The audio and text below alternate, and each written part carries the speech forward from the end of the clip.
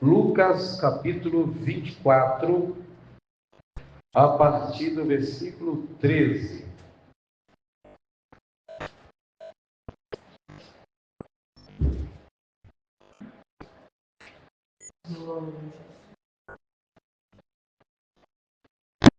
Lucas 24, 13, quem encontrou?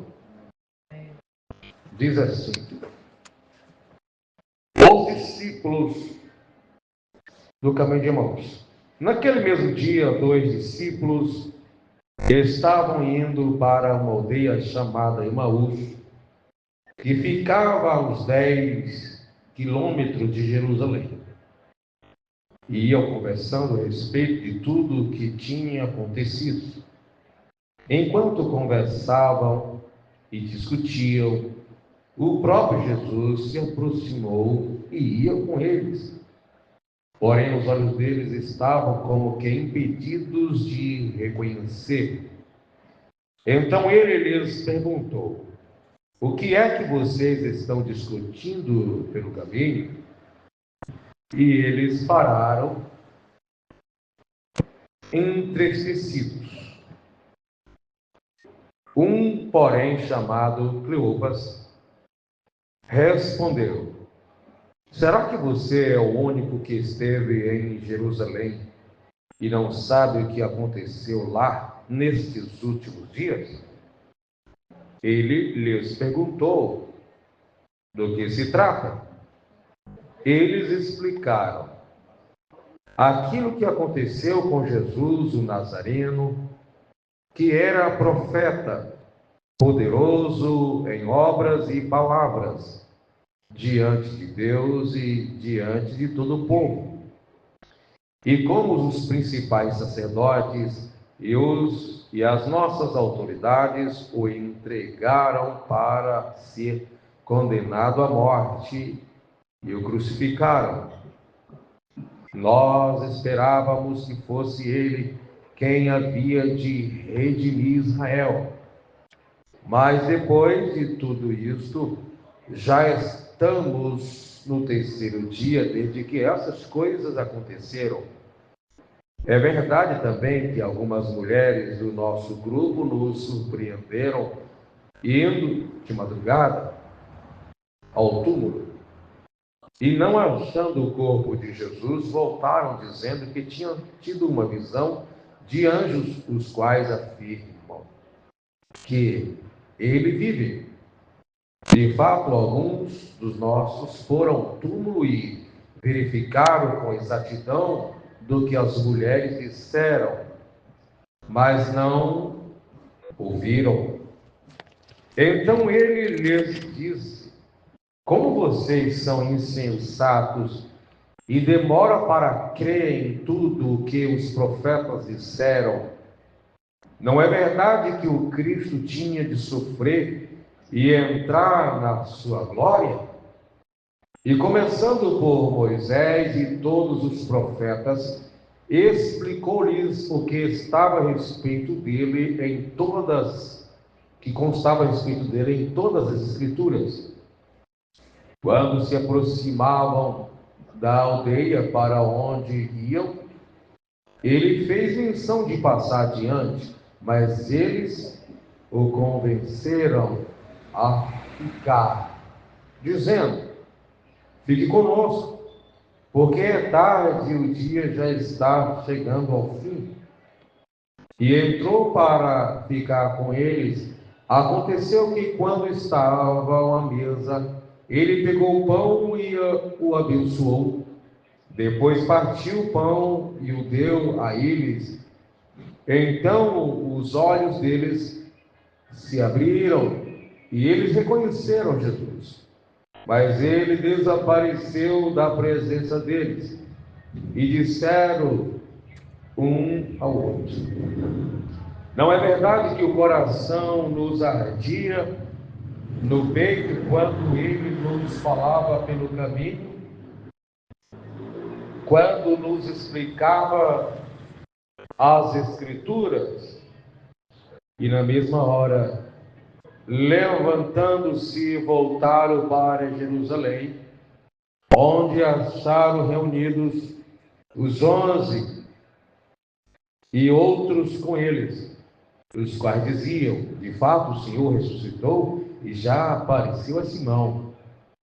Então os dois contaram o que lhes tinha acontecido no caminho e como tinha reconhecido o Senhor no partir do pão. Apenas até aí, o versículo-chave da nossa leitura é o versículo 21. Nós esperávamos que fosse ele quem havia de redimir Israel. Mas depois de tudo isso, já estamos no terceiro dia desde que essas coisas aconteceram. Irmãos, aqui essa leitura, um incidente que acontece depois da ressurreição de Jesus. Jesus não tinha se revelado ainda a todas as pessoas. Ele se revelou aos poucos. Alguns estudiosos conseguem encontrar cerca de 10 aparições de Jesus depois da sua ressurreição. Aqui eu não cheguei a ver quais era a ordem disso, mas, mais uma vez, logo a ressurreição de Jesus, ele aparece para os discípulos no caminho de Emaús. Eles não foram os primeiros a vê-lo, outras pessoas já tinham visto, né? Mas eles não reconhecem a princípio. Eles estavam tristes conversando com os outros, porque tinha acontecido, isso aqui era no domingo, e eles estavam ali conversando entre si, quando Jesus se aproxima e pergunta para eles, não que Jesus não soubesse, né? Mas simplesmente para ter um início de conversa sobre a ressurreição e também explicar para eles o cumprimento das Escrituras.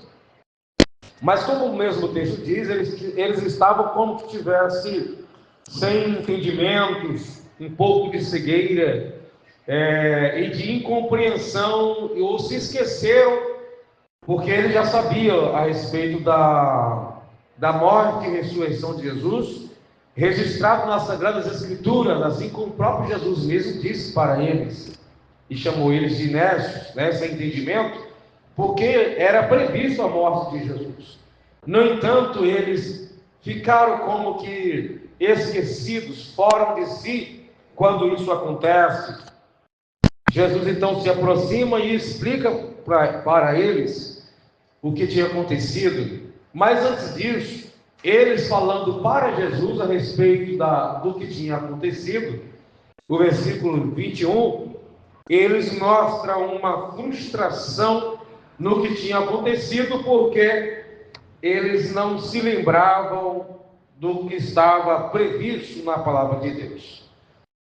Como eu disse para os irmãos, que a gente estaria analisando um pouco a respeito de frustrações, que é quando a gente é impedido de receber, de ver, de alcançar. É uma sensação de decepção que nós temos. A frustração quando você sonha com algo e parece que tudo vai dar certo. Algumas pessoas até antecipam o seu testemunho e depois dá tudo errado. É uma coisa que eu sempre aconselho as pessoas: não dê testemunho antes da hora.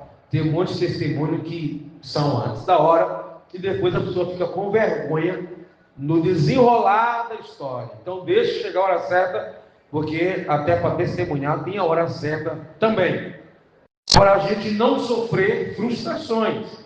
Olha, eu tinha certeza que eu vi, tinha certeza que eu escutei, tinha certeza que ia dar certo e deu tudo errado. Isso se chama frustração. Mas às vezes a frustração, ela é baseada na falta de entendimento. Ela pode ser por antecipação de algo que a gente tem certeza, mas não acontece, o final foi diferente, certo? A frustração pode ser por situações irreais. Por exemplo, medo. A pessoa julga que algo negativo acontecerá ou que aconteceu, e ela já sofre frustração, considerando que deu tudo errado antes dela ver se é aquilo mesmo. De repente, a pessoa só se enganou e depois deu tudo certo, que é o fruto do pessimismo, quando a gente julga que algo vai dar errado antes mesmo de ter a finalização do fato. Isso é uma precipitação nossa, e a gente julga e já bate o martelo, com certeza não vai dar certo, e às vezes até dá certo depois, melhor que dê, mas é uma pessoa já sofre com isso antes. Existe aquela ansiedade em que a pessoa imagina que poderá dar errado. Eu até imagino que, olha, é possível que deva dar errado, e nem dorme, né? É aquela ansiedade. A pessoa que antecipa, ela não tem apenas ansiedade, mas ela já decreta, com certeza, morreu gente. E o negócio bateu, pá, e você nem fica pensando na possibilidade, você já bate o martelo. Então, por várias situações, a pessoa pode sofrer a frustração. No caso desse pessoal aqui, desses dois irmãos, eles, por falta de entendimento, eles imaginaram que tinha dado tudo errado. Eles, em certo ponto, acreditaram que Jesus era o Messias, e de fato Jesus era o Messias. Só que eles não esperavam o Messias que morreria. Essa ideia de que Jesus vai morrer, nem eles ouviram o resto da história, que vai ressuscitar. Mas ele estava tão focado na morte de Jesus, e isso como uma ideia de declínio, de derrota, que eles também ouviram a fala, alguém comentando que alguém tinha visto Jesus, e que Jesus tinha sido ressuscitado, e nem assim se alegraram.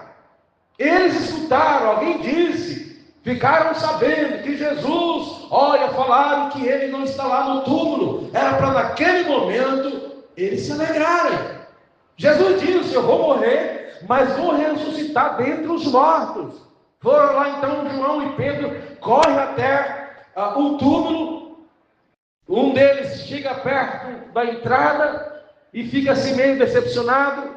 O outro entra e creu, né, quando viu ali suas roupas. Mas você percebe que antes de entrar, mesmo as mulheres falando, a Bíblia diz que as mulheres falaram para os discípulos que Jesus não estava lá, e eles não acreditaram na fala delas. Até porque naquela época a mulher não tinha muita credibilidade nas culturas, tanto judaica como dos gregos. E talvez por isso, mas eles não acreditaram. Então Jesus, quando morre, e antes de ele aparecer para os seus discípulos a primeira vez, os discípulos se esqueceram desse detalhe e foram então para dentro de uma casa, ficaram lá em uma sala, em uma residência, com medo de que fizessem com eles a mesma coisa que tinham feito com Jesus. E Jesus apareceu em duas ocasiões diferentes que eles estavam com medo. 8 dias depois, eles estavam numa residência, no período ali da ressurreição de Jesus, e 8 dias depois Jesus encontrou eles novamente. Olha que a notícia já tinha ocorrido, né? Mas já tinha pessoas ali. O Tomé, por exemplo, não estava acreditando que Jesus tinha ressuscitado, e ele disse, olha, eu só acredito, até porque na primeira vez Tomé é o único dos discípulos que não estava, dos 11, ele disse, olha, eu só acredito se eu tocar na ferida dele. Jesus apareceu, ele nem tocou na ferida pelo jeito, mas ele tinha que tocar para acreditar, e ele perdeu, né, que os outros receberam o Espírito Santo antes dele. Jesus, quando aparece a primeira vez, sopra sobre os seus discípulos e disse, recebei o Espírito Santo. 8 dias depois, quando ele aparece novamente, o Tomé na primeira vez era dos 11 que não estava, e aí não teve esse privilégio de receber esse sopro de Jesus como os demais receberam. Mas a gente percebe esse tom de frustrações na vida, porque as coisas no plano de Deus não acontecem como nós queremos ou como nós esperamos. Jesus já sabia como era que o povo judeu estava esperando ele, o Messias, o vitorioso, o guerreiro, quem sabe vindo montado sobre uma jumenta famosa, uma mula ou um cavalo, como na época se usava muito. Mas ele veio como alguém simples, nasceu em uma manjedoura, coisa meio camuflada, parecendo uma história mal cantada de José e Maria, aquela coisa toda. Uns achavam que ele era apenas um carpinteiro. A Bíblia diz que as profecias a respeito de Jesus diz que não se ouviria a sua voz nas praças. Isaías 40 ou 42, se for a memória, os versos que se seguem, dizendo que não se ouviria a sua voz nas praças. Jesus gritando em uma praça, dizendo: olha, eu sou Messias. Então Jesus não se destacava propositalmente. E para não criar um problema de revolução, problema de uma comoção ali naquele império, em alguns momentos Jesus até falava: olha, vai, não fala para ninguém. Então Jesus não vem se destacando, Jesus vem falando, atraindo gente proposital para si, querendo adquirir fama. Então Jesus, quando morre, para os discípulos, aquilo era inaceitável, dizer: olha, eu vou morrer, e ao terceiro dia vou ressuscitar. Pedro disse que Jesus falou: e vocês vão ficar aqui nem ovelhas sem pastor? Pedro falou assim: olha, ainda que todos te neguem, eu estou disposto a morrer por ti. E todos os demais falaram a mesma coisa, dizendo que não negariam Jesus. Pedro foi o único dos que assim disseram, que ainda foi até próximo ao julgamento de Jesus. O João, que tinha intimidade com aquele tribunal, estava mais envolvido. Não parece ter ficado com medo, mas os demais sim. Outros fugiram, Pedro foi até ali, negou Jesus, enfim. Mas a gente percebe essa ideia da frustração. Por que a gente fica frustrado? Por que nós ficamos frustrados? Por causa da esperança, o tipo de pensamento, por causa da expectativa que nós temos a respeito de algum evento, de alguma coisa, e acontece diferente. E eu digo para os irmãos, Deus, Ele não é amarrado na nossa expectativa. Ou seja, a gente tem um tipo de expectativa, está esperando algo de um lado, de uma forma, e Deus vai lá e faz exatamente como a gente estava esperando. Às vezes Ele faz. Às vezes você vai lá e pede para Deus: Deus, eu quero isso, desse modo, desse jeitinho, e Deus até cumpre com aquilo, com aquele capricho seu. Mas às vezes Ele faz tudo ao contrário.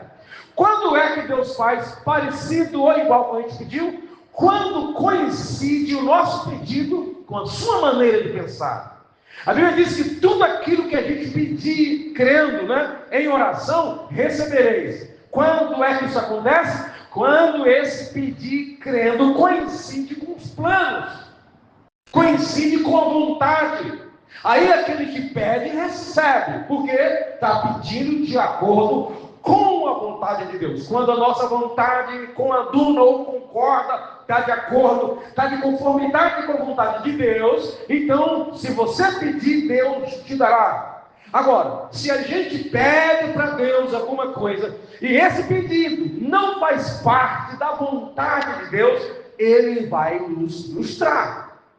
A Bíblia diz em Jó dizendo assim, 41, verso 2, se for de memória, ele diz assim, 41, 2 ou 42, verso 2: eu sei que tu pode todas as coisas, e nenhum dos teus planos ou pensamentos pode ser impedidos ou frustrados. Está falando dos planos de Deus. É os planos de Deus que não são frustrados. Vamos ver aqui no livro de Jó. Agora, os nossos poderão ser frustrados. Por quê? Porque ninguém sabe de toda a vontade de Deus no sentido absoluto. Por que é que a gente pede confirmação? Por que é que a gente pede direção? Porque a gente não sabe de tudo. Se a gente soubesse de tudo, a gente não seria um ser humano. Seríamos nós um Deus também. Nem os anjos sabem de toda a vontade de Deus. Nem os anjos sabem. Nem os demônios sabem de toda a vontade de Deus. 42, verso 2. Bem sei que tudo podes. Quando Deus repreende Jó a respeito de várias coisas que Jó pensou, falou, reclamou, então Deus pega ele no capítulo 38 e fala um montão para Jó. E aí Jó escuta, né? E ele fala um pouquinho aqui, porque Deus aqui fala mais, depois do 38 para frente.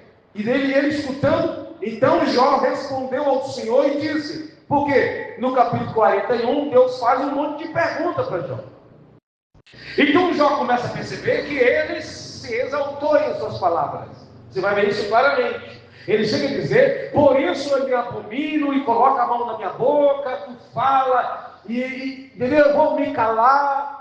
E 42 então ele fala, bem sei que tu não podes, nenhum dos teus planos pode ser frustrado. Tu perguntaste, quem é este que sem conhecimento encobre meus planos? Meus planos, na verdade, aí ele diz, na verdade, falei o que não entendia. Porque ele questiona Deus. Algumas pessoas pensam que Jó não peca, né? Jó não peca até o capítulo 2 do seu livro, mas depois disso, ele pisa no tomate, como diz a história. Falei do que não entendia, coisas que são maravilhosas demais para mim, coisas que não conhecia. Disseste, escute, porque eu vou falar, farei perguntas, e você me responderá. Deus falando para Jó, Jó está dizendo que Deus disse isso. Eu te conhecia só de ouvir, o Jó ainda continua falando, mas agora os meus olhos te veem, por isso me abomino, me arrependo no pó e na cinza. Se arrepende é porque fez algo que entristeceu a Deus. Então a gente percebe o quê? Que o que não é frustrado aqui é os planos de Deus. Jó foi frustrado. E na sua frustração, ele atirou para todos os lados, porque ele não sabia. Deus não avisou, era desconhecido dele aquilo acontecido.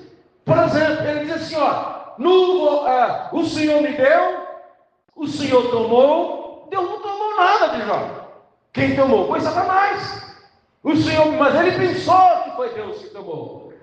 É a frustração dele. O Senhor me deu, o Senhor tomou. Bendito seja o nome do Senhor. Palavra maravilhosa até aí. Mais para frente, no capítulo 3, você vai ver que Jó começa a falar um monte de coisa, amaldiçoar um monte de coisa. E fala ele, fala para os seus 3 amigos. Depois aparece Eliú, que é o mais novo, o 4º amigo dele, que não queria entrar na conversa porque ele era mais novo. Os demais, Jó e Mateus, seus 3 primeiros amigos, eram mais velhos. Então o mais novo ficou receoso, mas esse não pegou tão pesado. Mas aí Deus aparece depois e dá a explicação que Jó não era o que ele pensava que era. Apesar de Deus falar da sua moral, da sua fidelidade, da sua justiça, Jó tinha pouco entendimento a respeito do que está acontecendo. Então, quando chega aqui no 38, então, em meio ao redemoinho, o Senhor respondeu a Jó e disse, quem é esse? Esse quem, Jó? Que escurece os meus planos com palavras sem conhecimento. Deus repreendendo a Jó. Cinge os lombos, se enrola, se prepara como homem, pois eu te farei pergunta, e você vai me responder. Onde você estava quando eu lancei o fundamento da terra? Responda, Jó, se você tem entendimento. Então, irmãos, nós somos frustrados porque a gente não sabe de todas as coisas. Deus vai lá e faz tudo diferente, ou permite coisas diferentes do que a gente espera. Porque qualquer pessoa com a fidelidade de Jó não esperava jamais acontecer o que aconteceu com ele. Perder os filhos em um só dia, perder toda a sua riqueza, perder uma tempestade, uma festa, os filhos estavam lá, e vem o vento, bate, vem fogo, queima tudo, e vem os homens e roubam o que eles têm. Jamais Jó estava esperando isso acontecer. No Antigo Testamento, não tinha um entendimento tão claro a respeito dessa questão de poder maligno, demoníaco. No Antigo Testamento, as referências não são tão claras e não são tão assim diretas a respeito disso. Então, quando acontece isso com Jó, para ele, só pode ser Deus fazendo. Agora, por que Deus está fazendo? Se ele era um homem justo. Ele mesmo disse: eu fiz aliança com Deus para não cobiçar a moça virgem. Quando seus amigos estão suspeitando que Deus está cobrando dele por causa de algum pecado, então ele justifica que ele não cometeu nenhum pecado. Só que ele falou muitas coisas e isso aborreceu o próprio Deus, e eles vão falando e Deus faz silêncio. Quando chega no 38, você percebe que Deus vai aqui, quase todas as palavras daqui para frente, até 42 é o próprio Deus. Então, frustração, nós somos limitados, não sabemos todas as coisas. Então, o discípulo de Jesus fica frustrado, não está sabendo, ele morreu. E a gente esperava que fosse ele que ia nos libertar dos romanos. E agora já é o terceiro dia que aconteceu a morte. E outros falavam: foi-se a nossa esperança. Porque a nossa esperança estava em Jesus. Mas agora ele morreu. Já é o terceiro dia. Morreu. Acabou. É isso que acontece em várias áreas da nossa vida. Quando a gente cria uma expectativa e aquilo não acontece, ou acontece de forma que a gente fica surpreso de forma negativa diante dos nossos olhos. Ele não esperava Jesus morrer. Ele não esperava. Então a palavra, eu vou morrer, mas vou ressuscitar, essa palavra, eu vou ressuscitar, eles não escutavam isso direito. Eles ficavam focados. Jesus disse: vai morrer, mas não se lembrava, mas ele disse que vai ressuscitar. As mulheres que foram no túmulo com a boa ação de querer reforçar o embalsamento do corpo de Jesus, mas elas também estavam frustradas. Elas não estavam indo lá para ver se Jesus tinha sido ressuscitado. Ele disse: vou ressuscitar o terceiro dia, mas elas estavam esperando encontrar o corpo de Jesus. Até pensaram assim: quem é que vai remover a pedra para a gente entrar lá? Elas não estavam esperando encontrar o túmulo vazio, porque a parte da ressurreição eles não compreendiam, mas a parte eu vou morrer, eles compreendiam a palavra de Jesus, ou rejeitando ou acreditando. Então Deus faz diferente por causa das nossas limitações. Eu lembro de Jonas, que foi frustrado por causa que Deus não fez como ele estava desejando. Deus fala: Jonas, vai até a cidade, capital capital da Síria, e apregoa lá, porque a malícia deles tem chegado até mim. O clamor daquela cidade tem me alcançado aqui. Vai lá.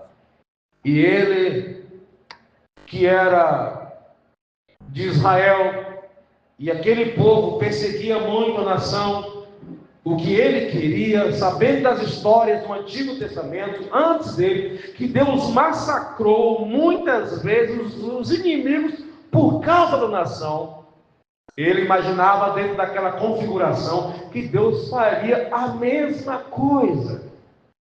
Na nossa experiência, nós sempre esperamos Deus repetir as suas ações em nossa vida. E às vezes Deus não repete. Você pode dizer: Senhor, me cura dessa enfermidade. Deus vai lá e te cura. E na próxima vez que aquele mal vier, ele diz: não, agora você procura um médico. Deus nem sempre repete. Como você pode ir ao médico e na próxima vez não precisar ir mais? Então, ele esperava o juízo de Deus sobre aquele povo que perseguia, que matava, um povo que terrível, cruel. Então ele fala: o quê? Deus vai destruir? Eu quero que Deus destrua? Deus está mandando eu ir pregar o juízo? Quem ia pregar era a palavra de juízo. Só que as nações vizinhas sabiam muito bem que quando Deus levantava um profeta para falar, era muito comum se cumprir o juízo de Deus. Então o que é que as nações faziam? Quando sabia do anúncio, eles se arrependiam. Então Jonas prevê que a nação vai se arrepender. E aquele juízo era para pouco tempo acontecer. Então eu vou me desviar e não vou anunciar, eu vou fugir do próprio Deus. Porque na mente deles, Deus operava dentro do território de Israel, saindo do seu habitat e saía como fugindo do próprio Deus. E ele fugiu em direção oposta, para dentro do mar. Para onde ele ia? Ele não ia pegar navio, nem barco, até porque em Nínive, lá na Síria, não tem mar. Ele pegou a direção contrária no navio. Não é que ele pegou o navio na direção contrária e poderia pegar o navio na direção certa. Não, não tinha lugar para ele descer lá. Mas ele vai então em direção oposta, e os irmãos sabem da história, e Deus manda um peixe, algumas versões chamam de baleia, mas nós sabemos que é peixe e não baleia, porque baleia não é peixe. E depois esse peixe volta com Jonas, possivelmente para o mesmo lugar que ele entrou, que ficaria mais fácil para ele, né? Talvez. E aí ele é jogado em terra, ou local próximo, né? Que o peixe grande não poderia ir ter um lugar tão raso para jogar ele assim. E ele então vai, e Deus fala com ele a segunda vez: vai, fala para Nínive. E diz que daqui a 40 dias ela será destruída. A palavra é de juízo. Mas antes disso, quando Deus disse para ele ir, ele fala para Deus: eu não quero ir. No capítulo 1. Mas está registrado isso no capítulo 4. Mas ele disse que falou isso no começo. Só que é o capítulo 4 que registra. Ele disse: eu não quero ir, eu não vou, porque o Senhor é misericordioso e se arrepende do mal. E aí se aprontou e preparou. Deus até deixou ele ir. Mas só que deu tudo errado, teve que voltar. Agora ele não foi voluntariamente. Ele foi agora obrigado. Mas ele vai contrariado. Vai mais preocupado, porque sabia que o povo ia temer. Então ele vai e começa a anunciar ali mais ou menos uma evangelização um anúncio aproximadamente em 3 dias, se não fala de memória, e o povo se arrepende, e o rei fala agora: nem criança de peito vai se alimentar, até os animais vão se humilhar. Sabia quem era o Deus de Israel. E o povo se arrepende. Deus poupa o povo, não mata o povo, mas ele ainda tinha um pouquinho de esperança que Deus mataria. Se afasta da cidade e fica assistindo, ver o que é que vai acontecer. E aí não acontece o que ele esperava. O povo se arrependeu, mas ele achava que Deus poderia destruir a si mesmo. Olha a esperança do homem. Deus tem misericórdia do povo. O próprio Deus disse isso nos últimos versículos do capítulo final, capítulo 4. Você fica preocupado aí com a bolorreira que você não plantou, que o bicho comeu, e aí você não teve trabalho nenhum, e eu não terei compaixão de uma nação, de um povo que tem cerca aí de 120 mil habitantes, e você está com pena de uma planta, e eu não terei compaixão das pessoas e dos seus animais. Mas ele ficou: é razoável, Jonas, você ficar frustrado assim, é razoável a ponto de querer morrer. Veja como uma pessoa, quando chega num grau elevado de frustração, onde as coisas acontecem diferente da nossa expectativa. Tem uma palavra que Jesus falou muito bem na oração que nós chamamos de Pai Nosso. Tem uma frase que ele fala: seja feita a tua vontade aqui na terra, como também é feita lá no céu. Se submeter à vontade de Deus, quando se trata das questões espirituais, quando se envolve os planos de Deus, é se conformar com elas. Nós somos orientados a não nos conformar com o mundo, mas nós somos convidados a nos conformar com a vontade divina, mesmo que elas sejam difíceis para nós. Jesus disse: Pai, se for possível, falando da vontade dele, se for possível, afasta de mim esse cálice, que era evitar aquela separação por meio da morte na cruz do Calvário. Mas ele finaliza dizendo: todavia, contudo, não seja feita a minha. Porque orar, pedindo para Deus livrar ele desse sofrimento, desse cálice, estava pedindo a sua vontade. Mas antes disso ele tinha falado: eu não vim para fazer a minha vontade, eu estou disposto a fazer a vontade daquele que me enviou. A minha comida e bebida é fazer a vontade daquele que me enviou. Então, se for possível, afasta de mim esse cara, se for possível. Mas se não for, seja feita a tua vontade. Se conformar com a vontade de Deus não é fácil, a não ser que essa vontade de Deus já esteja também ali o nosso coração inclinado a ela, porque vai combinar com o desejo do nosso coração. Então, maravilha, era o que eu esperava.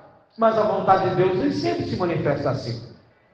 Paulo teve uma certa feita que ele estava em um lugar e foi avisado a ele que ele seria preso quando ele chegasse em outro lugar. E diz que o Espírito Santo tinha revelado para ele o que lhe esperava. O que esperava ele era prisões. Paulo, você vai sair daqui, vai para o outro lado, mas sabe o que é que tem para você quando você chegar lá? Prisões, Paulo. Se a gente não se conformar, o próprio Deus às vezes até evita de nos avisar antecipadamente, para que a gente não sofra frustrações antecipadas.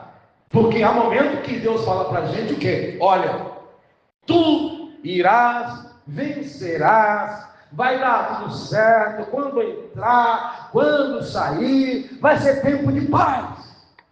Mas há momentos que Deus vai dizer: tu vai enfrentar uma guerra, vai morrer gente.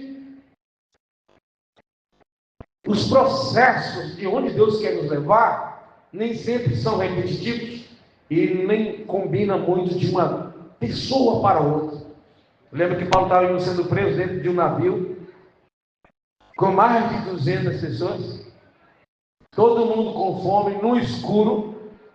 O navio vai se perder, mas nenhuma alma se perderá. Tudo isso por causa da presença do apóstolo Paulo, que estava sendo conduzido, mas era um homem de Deus. Mas você percebe o quê? Que nessa estrada, nesse processo, vai acontecer muitas coisas ruins. Paulo está indo, daqui a pouco o povo sai, escapou todo mundo. No pedaço da madeira do navio, do barco, daquela navegação. Maravilha, milagre de Deus. Eu creio que até os simples entenderam assim. Mas de repente, eles estão querendo se aquecer, porque está todo mundo no frio molhado. E Paulo está procurando um galho de madeira. A serpente, pegou na mão dele. Olha, esse homem deve ser muito ruim, hein? Ele escapou da tempestade, mas não ficou livre, não. A punição veio, pensaram que Paulo ia morrer. Quando a gente pensa que ultrapassou, ainda pode aparecer coisas querendo nos frustrar. E por isso, Paulo não foi vencido na sua mente, nem pela serpente, porque Deus deu livramento, e pelo jeito era venenosa. Mas ele não mostrou nenhum tipo de preocupação ao jogar aquela serpente no fogo, porque ele tinha escutado uma voz dizendo que ele ia chegar até lá e que não morreria ninguém. E é isso que nós precisamos ter em mente. Se a gente viver nesta vida concentrado nas previsões, a gente já prepara a roupa, a gente já prepara o guarda-roupa, prepara a vestimenta para um outro dia de manhã, porque a previsão disse para nós que vai amanhecer muito frio. E existem situações que a gente precisa se precaver, se preparar, se prevenir, depositando algum dinheiro, alguma coisa. Mas existe situação que ela dá a entender que vai ser uma grande tempestade e que aquilo só acontece diante dos nossos olhos, não são reais. E aí a gente fica decepcionado com eles.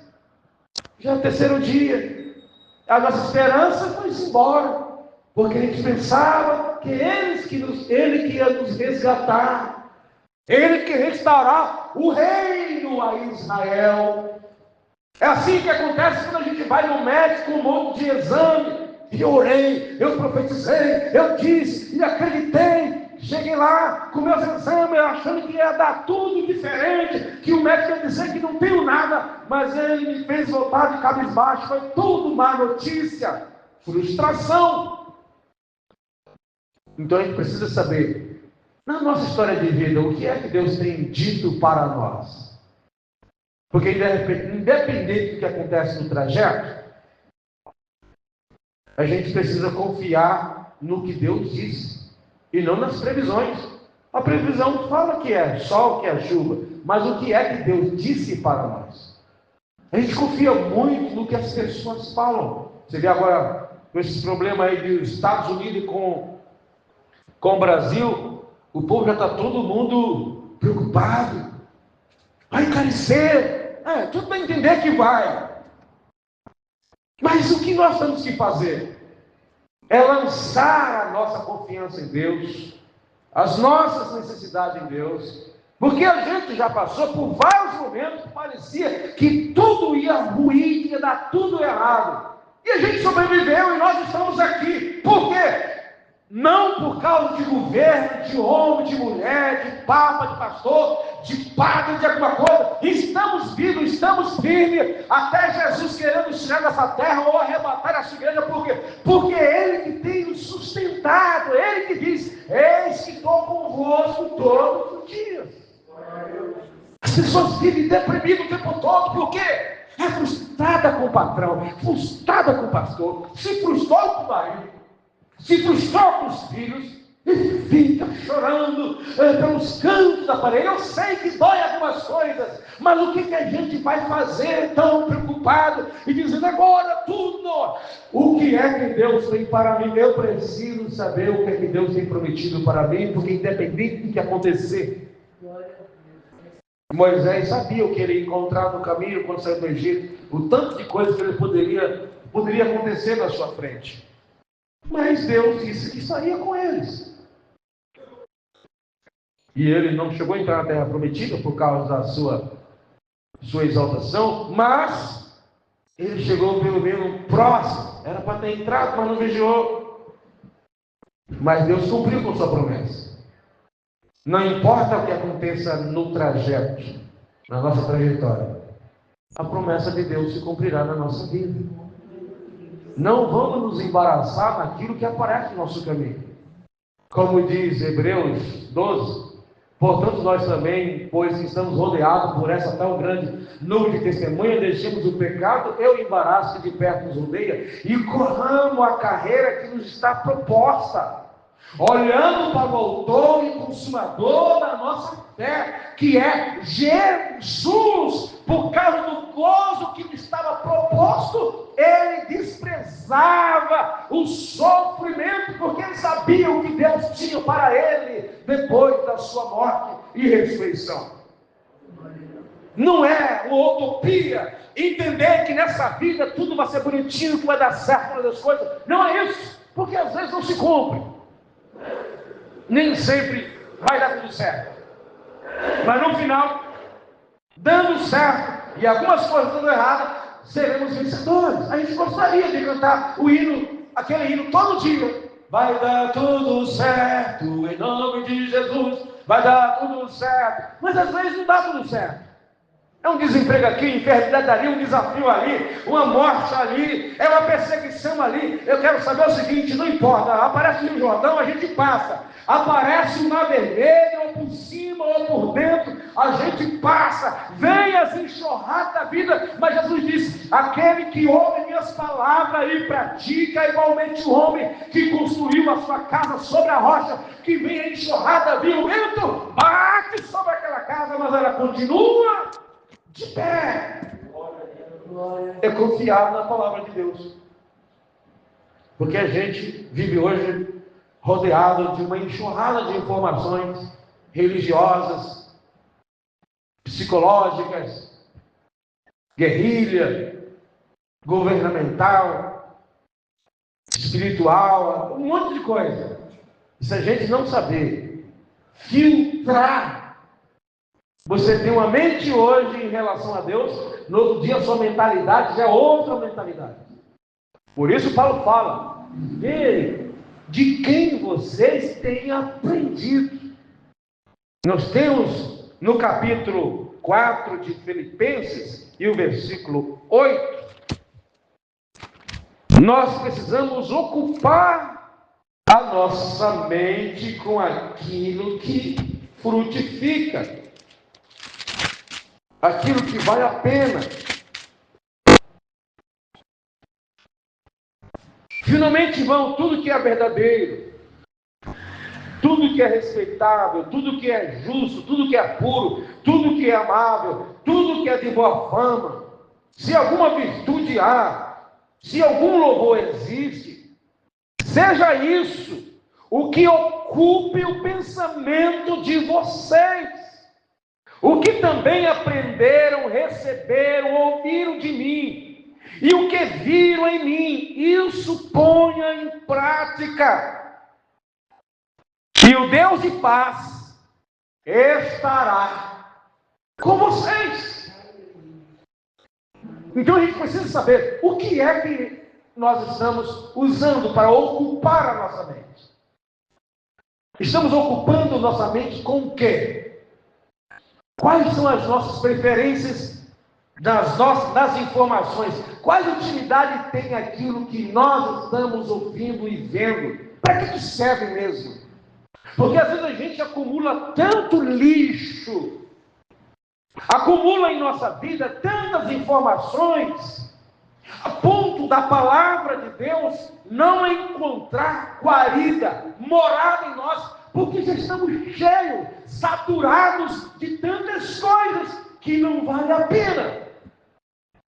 E aí a gente começa o quê? Com o que nós sonhamos durante a noite? É com aquilo que geralmente ocupa mais o nosso coração, frutos e preocupações da desconfiança, do medo. Mas se a gente nos ocupasse e vivêssemos cheio daquilo que é bom, pelo menos a maioria dos nossos sonhos seriam resultado dessas coisas que ocupam a nossa vida. Sonharíamos Deus arrebatando a sua igreja, Jesus enchendo a sua igreja. A gente sonharia pregando, expulsando, curando, repreendendo, cultuando, cantando, lendo a Bíblia, jejuando, fazendo a obra de Deus, amando, abraçando pessoas. Mas às vezes a gente fica tão saturado com tantas informações que os nossos sonhos geralmente são engraçados ou maléficos, sem sentidos e desconexos com a realidade que nós vivemos, sem conexão com a nossa fé, porque estamos cheios de lixos daquilo que ouvimos e vemos. E aí a gente fica fragilizado espiritualmente, as nossas expectativas não fazem parte de um plano real de Deus, só de fantasia, e a gente vive frustrado todo dia, porque a gente não consegue detectar as manifestações de Deus, e tudo que acontece é diferente do que a gente estava pensando, não só em relação a Deus, mas em relação às pessoas. Nós precisamos viver uma vida de realidade e não de fantasia, e não determinar para nós aquilo que a gente não sabe se é mesmo a vontade de Deus, para depois a gente não ter que pensar o contrário do que a gente determinou, porque é tão chato quando você fala, em nome de Jesus eu declaro, eu profetizo, eu determino, no outro dia Deus vai lá e faz tudo o contrário. Quem mandou você profetizar?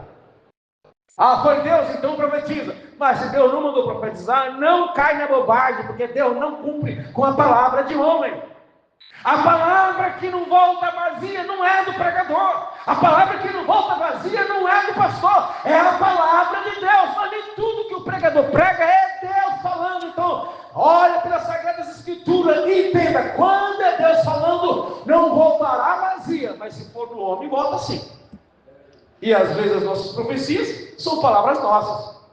A gente profetiza isso, profetiza aquilo, que são mais palavras de como algumas teologias que existem aí, palavras que têm a ver com expressões, poder nas suas palavras, poder criativo, poder da mente, você tem que dizer para a coisa funcionar, mas Deus está mandando falar, não, você não precisa amaldiçoar também, tem coisa que eu não tenho que profetizar e nem amaldiçoar, eu tenho que simplesmente ficar calado e deixar Deus agir, porque as minhas palavras não podem interferir nos planos de Deus. Agora, se eu sou impulsionado a dizer uma palavra, se é o Espírito de Deus me dirigindo aquilo, aí já não sou eu, não é as minhas palavras que têm poder, mas é a palavra de Deus na nossa boca, é que é poderosa para criar, para abençoar, porque humanamente falando, as minhas palavras podem até entristecer alguém,